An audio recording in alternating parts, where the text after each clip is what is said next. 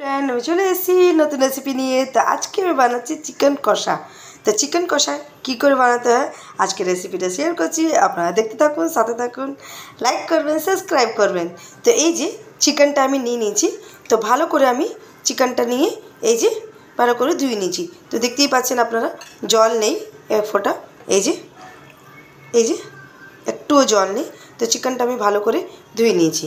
তো আর মশলা কী কী লাগে আপনাদেরকে রেসিপিটা শেয়ার করছি, আপনারা দেখতে থাকুন, সাথে থাকুন।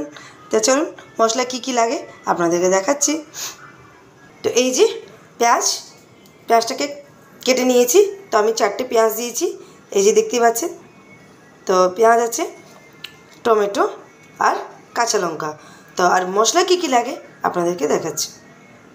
তো এই যে আদা রসুন পেস্ট, এই যে তো আমি এই যে আদা রসুন পেস্ট আছে 4 চামচ, লঙ্কার গুঁড়ো, ধনে গুঁড়ো, হলুদ গুঁড়ো, জিরে গুঁড়ো, এই যে নুন, তার সাথে নুন।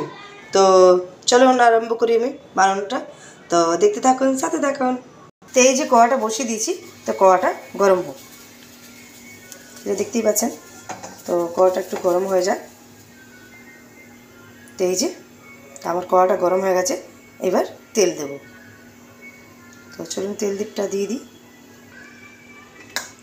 তো তেলটা আমি দিচ্ছি, দেখতে পাচ্ছেন। তো চিকেন কষা আছে, তো চিকেন কষার মধ্যে তেলটা একটু বেশি লাগবে। তো তেলটা গরম হয়ে গেছে, এবার গোটা গরম মশলা দিয়ে দেবো। তো আমি গোটা নিয়ে নিয়েছি, এই যে দেখতে পাচ্ছেন। তো আমি এবার দেব। তো এই যে দিয়ে দিলাম। তো একটু গরম হয়ে যায়, তো তার সাথে আমি পেঁয়াজটাও দিয়ে দেবো।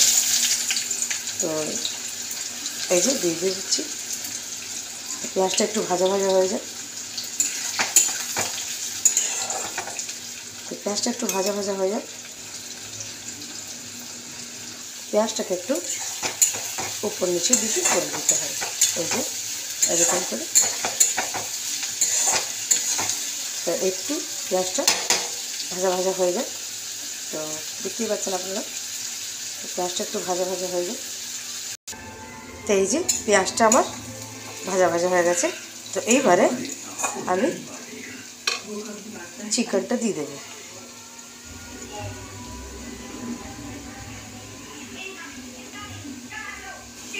তো এই যে আমি চিকেনটা দিয়ে দিলাম।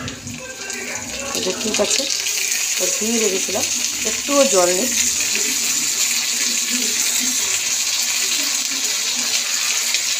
তো এই যে আমি চিকেনটা দিই। তো এটাকে একটু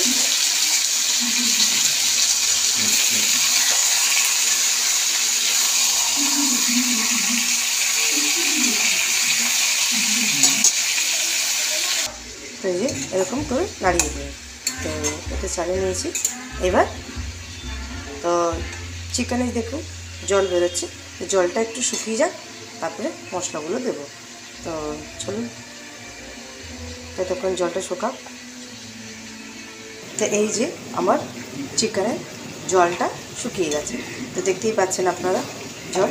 তো চিকেন দিলে জলটা বেরোয়, তো ওই জন্য আমি চিকেনের জলটা শুকিয়ে নিই।